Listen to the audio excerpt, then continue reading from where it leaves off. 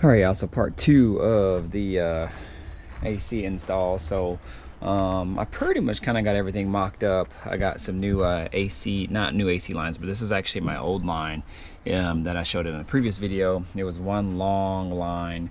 They had a little bit of a challenge trying to locate what type of line this was, because I guess, you know, being that this car is, 40, 50 years old, they're not using the same AC lines, they're discontinuing them, whatnot. So they didn't want to ruin my original fittings. So what they did was basically cut this in half and then spliced it in. I didn't really want that because I needed it to bend a little bit better than what it's doing now, but it'll work. And it'll still look pretty clean. So, but that was basically the only way they can get it to work, so I can use my original lines or my original fittings and all that. So that's kind of where I'm at with that. Now I'm just basically cleaning out the system. So the only thing that I have to clean is the evaporator. I was gonna get a whole new evaporator, but I've had luck so far using my original one, so I thought that maybe, or my other two vehicles, so I thought maybe I would try this as well, just by flushing it out. As you can see, it's a little bit orange. I don't know if that's like dirt, rust, or whatever, I'm not sure. So I'm gonna give it a go, and what I'm doing is I actually just feeding this AC flush right here inside of it, and then using this funnel right here to get it to go in, and then I'm just kind of letting it just sit for a while so it can kind of soak up all the nasty stuff in there. And then from there I'm sticking an air compressor hose in there and just basically flushing it out. So maybe I'll try to get a video of me doing that so you can kind of see what I'm doing with it, and then kind of go from there. So anyways, I'm just trying to get this done, get it done. I had to take the belt off because I needed to get a new belt. Ended up coming till about 127.5 inches, so I ordered a belt that was kind of challenging to track down from O'Reilly's. We shall see how that works. I got it on the way, and hopefully that'll be good to go. So anyways, stay tuned to the next clip. I'll show you kind of what I did with this, because I'm going to flush it maybe 2-3 more times to get it clean, and everything else is already clean. My compressor is already primed with oil, so that's already good to go. Came like that from the factory. And other than that, once I get that flushed out, I'm going to hook up the dryer on it, and then just kind of go from there. So just get everything mocked up. Gotta wait for my belt to come in tomorrow, then I could charge the system and see where we're at. So all right, y'all, stay tuned for this next clip, and then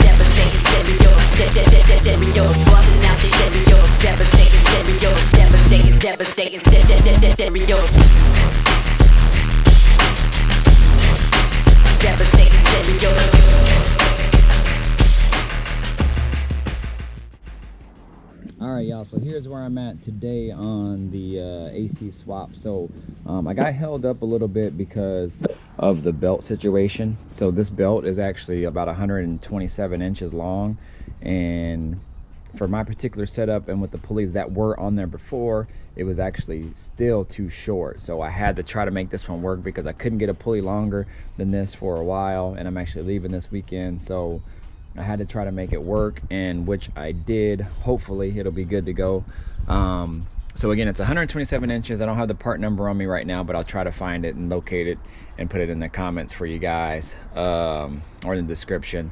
But what I did to make it work is when I tried to put it on, it was actually too short for my current setup. I couldn't get it on the tensioner, I couldn't get it on the AC pulley here or anything. So what I ended up doing is I went to the junkyard earlier and got a smaller pulley here, because this pulley here used to be this size, so a lot bigger. So it's probably maybe a total of a ½ inch smaller, maybe all the way around. And so I put that there, and that gave me some room.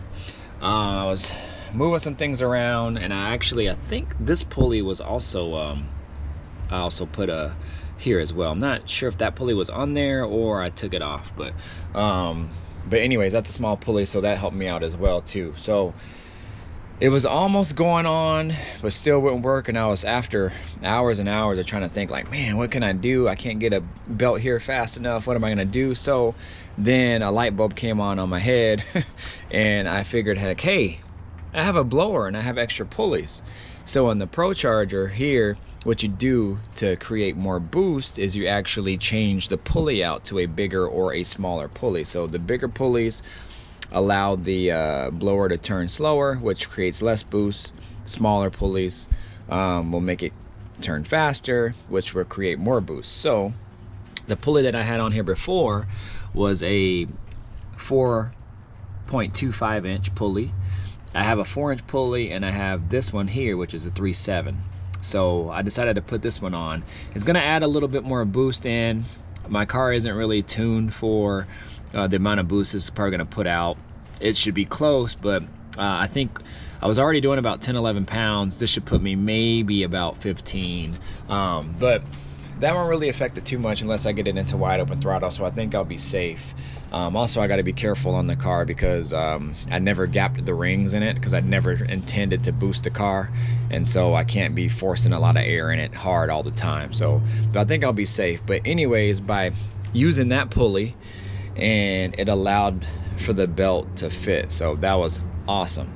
And I think I got just the right amount of tension on it too. So I've never dealt with one of these style tensioners before, but looks like these are locator arrows, and it kind of just tells you where your tension is. So this arrow was about here before, and so now it's here.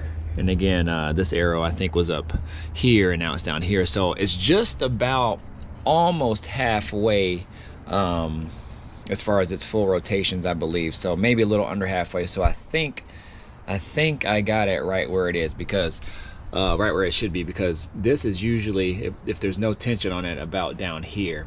And so, which moves it right here, and this tensioner actually goes way up here if I pull it really tight. So I think I'm good. I'm a little less than half on it, but the belt seems pretty good, and so I don't think I'll have any issues. So that's kind of where I'm at on it. That's what held me up for a few hours.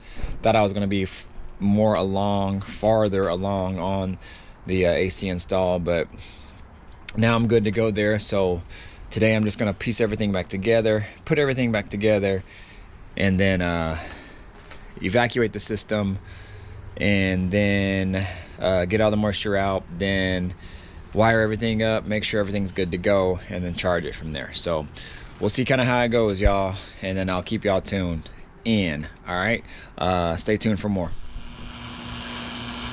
All right, y'all, so I am now vacuuming out the system. I have have everything basically all put together. Hose is here from an 89-90 box Chevy. Put on the low pressure switch here. I just realized that I don't have a high pressure switch. There's usually one back behind here where this goes, but it must not come with it. So I'm either gonna have to take one off of a car or buy one, or put my own high pressure switch maybe on the line there. So I might just do that to make it easier, because I don't know if I pop this off if any pressure will be released from it or not. So I might just put a high pressure switch on that.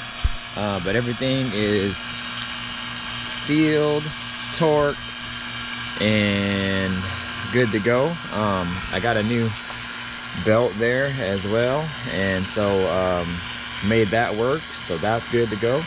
And now I'm just vacuuming out the system. I rented this here from O'Reilly's, so if you guys didn't know, you can rent these here from O'Reilly's. Basically you just pay for them, and that way it covers their end, just in case somebody were to steal it or something, then you've already paid for it. O'Reilly's gives you 48 hours, but I rented something from AutoZone the other day, not the other day, but when I was doing my rear end, and they give you 90 days. So I might look into, if I need rentals longer, I might look into going with them. So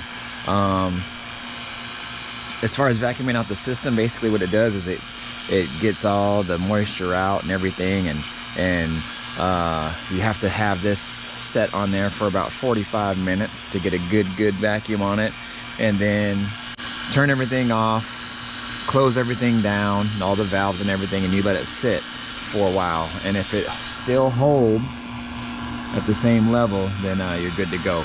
If this goes back to zero, then you have a leak somewhere. So I'm hoping that it'll just stay right there and not move. On my truck, it actually dipped down a little bit to, like, instead of being at 30, it held at 20, but it didn't go any lower than that, and it kept doing that. I kept vacuuming out the system and it kept doing that, but it held at 20. I don't know, I was thinking the gauge was probably faulty or something. So anyways, that is pretty much it. I'm just waiting for this to kind of get down there, and then we'll be good to go. So I'll come back here with another video here. Hopefully everything holds there, and then my next steps will be to basically charge the system, and I'll probably do that tomorrow. I got to figure out the wiring and everything, but what I'll probably do is just wire everything up right now just to make sure it works, and then when I charge it, I can worry about routing the wires all nicer and everything. So we'll see kind of how that goes. So anyways, y'all, stay tuned, and I'll holler back later.